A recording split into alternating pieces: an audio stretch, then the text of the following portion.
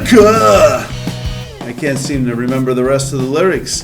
Hey, hello and happy Monday, and welcome to yet another Spotlight on America. As you know, I've been living here in Peru for about 11 years, and I really want to see the United States again. I go back and visit occasionally, but I want to get a real look at the USA, not through a visit to suburbia or a visit to a theme park, 30-day rail pass on Amtrak. And every Monday we're going to do a spotlight on another place in the U.S. that maybe doesn't show up on your radar. This week's place is Bakersfield, California. You think of California, Bakersfield is probably not at the top of your list of places to visit. I might go back this time. I don't know. See, the Amtrak line runs up the coast, and then from Sacramento heads down to Bakersfield. That's the terminal. Then I have to decide if I want to go back up through Reno, etc. But I don't know, because Bakersfield, I've already got a few really interesting stories about that place. The first time I went to Bakersfield, I was stationed in Barstow, which is the unofficial capital of the Mojave Desert. The Lonely Planet travel guide said that people passing through are not looking for culture, and they seldom find any. Meaning that it was a pretty substantial trip to head up to Bakersfield for the Volkslauf. Now, what is a Volkslauf? Funny you should add. Long before Tough Mudder and all these other endurance challenges, you still had mud runs out in the desert, and the one at Bakersfield is the best mud run I've ever been a part of. Desert mud, really clean, good mud. I'd only been stationed in Barstow just a short time. I was still the new guy and not very well known or regarded for doing anything. They say when you're a Lance Corporal, you're good for two things, screaming and cleaning. Now, my job was more stimulating than that, but you're the low man, you're the low man. And this is my chance to travel with people who are higher up in the chain of command. In fact, our battalion commander was there as well. And we went there for a mud run.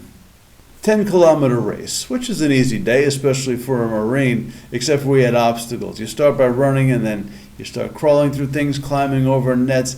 A blast. I wish I had the picture with me, but I didn't bring them with me to Peru. As we were finishing up crawling through this obstacle course, we actually had to go down below the ground for a little while and pull ourselves out with a rope. A whole lot of fun. I said, wow, yay, Bakersfield. A year later, we were heading up to Monterey, and I'd love to talk about Monterey, but Monterey is beautiful enough on its own. Let's talk Bakersfield. On our way to a marathon this time, I had the government vehicle because we had a team going up there and two other people in the van, and we were told a speeding ticket in a government vehicle is not a good thing. I don't know if that was a dare or a warning, but either way, right around Bakersfield, cop rolls up behind me, state trooper, very friendly, very nice. We said we were Marines, the gunny with me, gunnery sergeant, who was also military police, so we got the wise guy and we said, listen, I'm going to write you for 65 and a 55. You said you plead not guilty. If you pulled me into the courtroom, I'm going to tell that judge you were doing every bit of 93.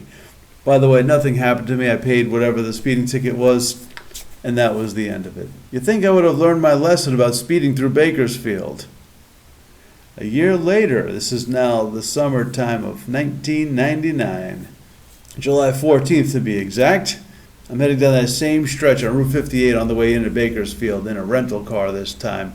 I lost control of the vehicle. I started, whoa, this is not going to look good. I'm glad the seatbelt was fastened and kaboom! Airbags, I didn't feel a thing.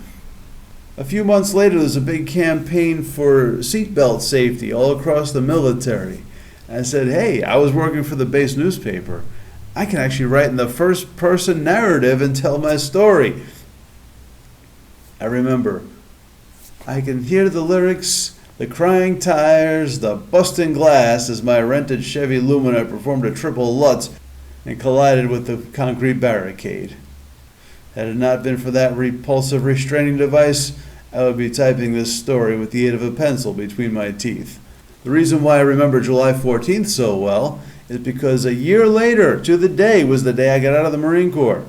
My only responsibility, I had a few things to do in the office, pack my stuff and get out. That was my job.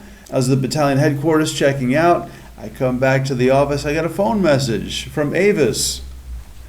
Please remit payment of $12,000 for damage to the rental car. I thought my credit card had the insurance taken care of. I don't remember exactly what happened. But I found out the reason they called me on the anniversary of that day, there's a 1-year statute of limitations to make a claim against me. So that was the exact day. He said, you better make payment today or else they have to drop the case. They left a message on my answering machine saying, we're going to sue you. I went to a lawyer. I paid him like $20 because it was on the college campus, $20 for a consult with the lawyer. He said, statute of limitations ran out. Don't worry about it. Done and done. So mud runs, speeding tickets, trashing a rental car. That's my memory of Bakersfield, California. If I happen to go back this time and visit the States, I promise you I will not be driving.